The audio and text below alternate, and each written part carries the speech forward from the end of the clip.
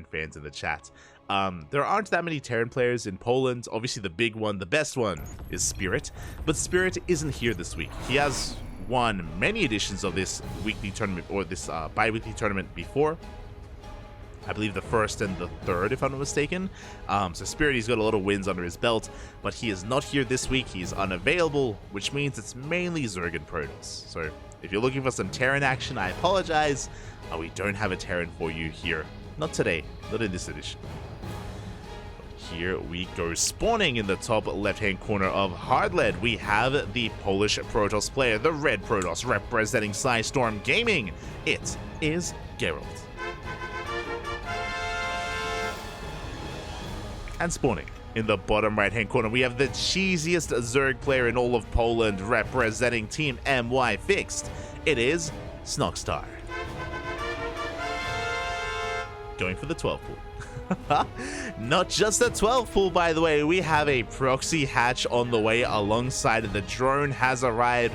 We're going to be waiting a little bit longer here, just waiting for those minerals to catch up, waiting for that 300 mineral count. Probe is coming in for a scout, and we will soon be able to go right for that hatch block here as a part of the wall.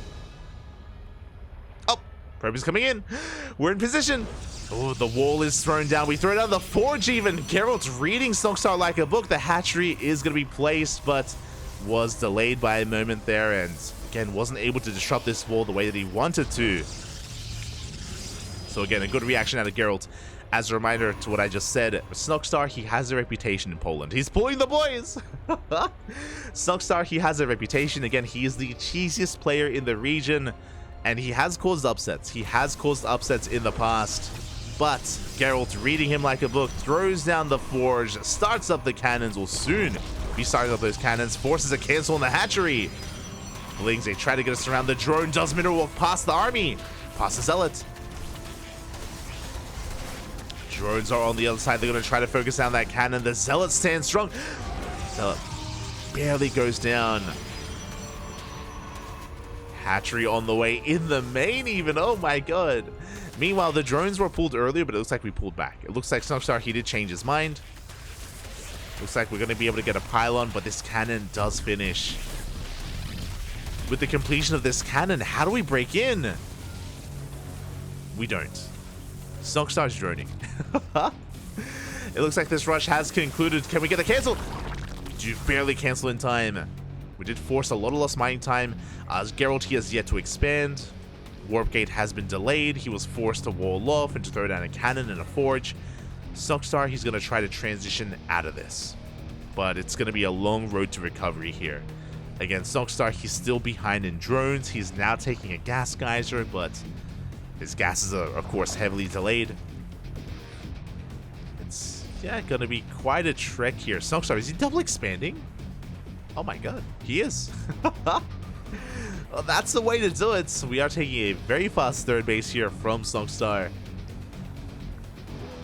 Again, he has to try to cut corners. He has to try to be as greedy as possible. Overlord is being caught out. Not like this. We can't afford to be supply blocked. Overlord is going to go down. Adept shades into the main. Good positioning behind that mineral wall. We get one drone before recalling back home. The Overlord did go down. No shot. We're going to get a second Overlord. Is this just game? This is too much. This is far too much here. Again, Snoxtar, he has such limited resources available. This Overlord is going to go down. One of us. One more. Ooh, as we do snipe it. Behind this, Stargate's on the way. This should be for Oracles, but we could even go for Void Rays just to hunt down even more Overlords. There it is. Oracle is in production. Snoxtar gonna try to chase this down, but the Stalker does make it back home to the safety of that shield battery. Sorry, safety of the cannon. Yeah, GG is gonna get called. It's just too much to recover from, and Geralt will take game number 1. Ooh. GG. Again, I appreciate the initiative from Snoxtar, but this is the problem, especially when you garner a reputation. When you play a certain style for a little bit too long, people get wise to you. And again, Geralt, he was so quick to throw down that forge, so quick to wall off and to get that cannon going. Again, a really good reaction to Geralt. I'm sure mentally he was prepared, and Yeah, as soon as he saw the missing hatchery, as soon as he saw the opener, went straight for it.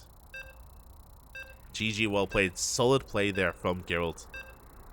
And we'll see what else Snoxtar has up his sleeve. You know, I was calling him the cheesiest player. I should be expecting aggression and cheese of some kind. But he doesn't just have to go for these like 12 pools and proxy hatches. Nah, he's got plenty more available. I'm sure. I'm ready for it. Let's go.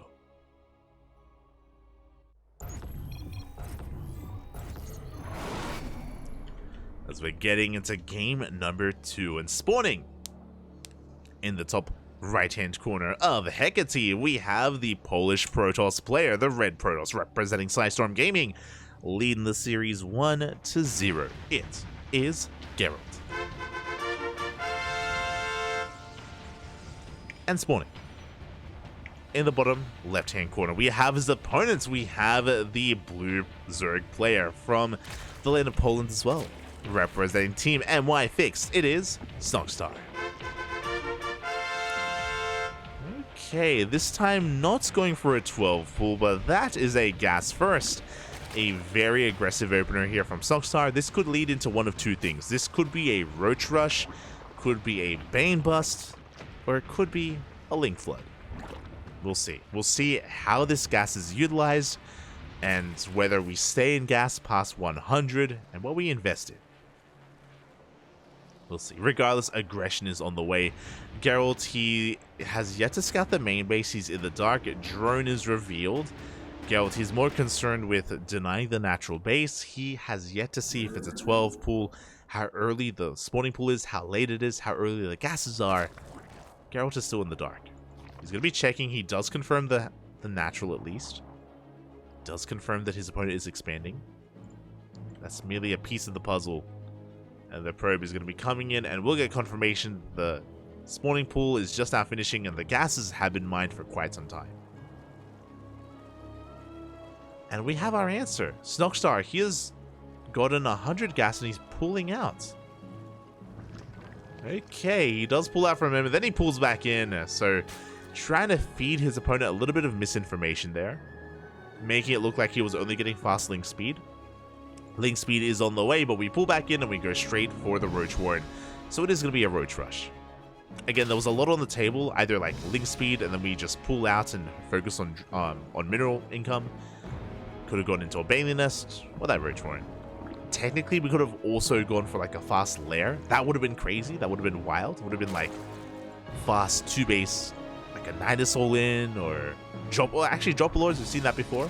Fast drop lords. But again, as we can see, roaches are in production. Meanwhile, behind this, Gerald, he's getting ready. He's walling off. Is going to be a Stargate opener.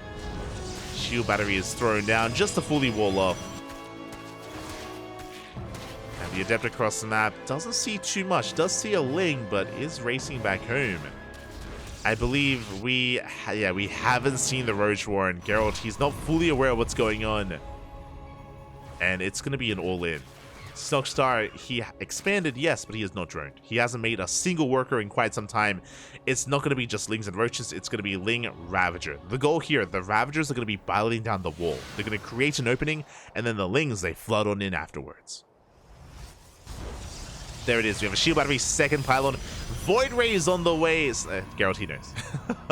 He has spotted the Roaches, he's aware of what's going on. Oh my, we just barely wall off in time. We do get the Adepts out of there. Gateway's on the way, but we're going to be able to bile it down. Ooh, that's going to be a kill, not a cancel. And the Lings, they bust into the natural. There is a Shield Battery. There is an overcharge. We barely do pop it. But we go straight for the Shield Battery. And it is going to be focused down. But the Void Ray arrives just in time.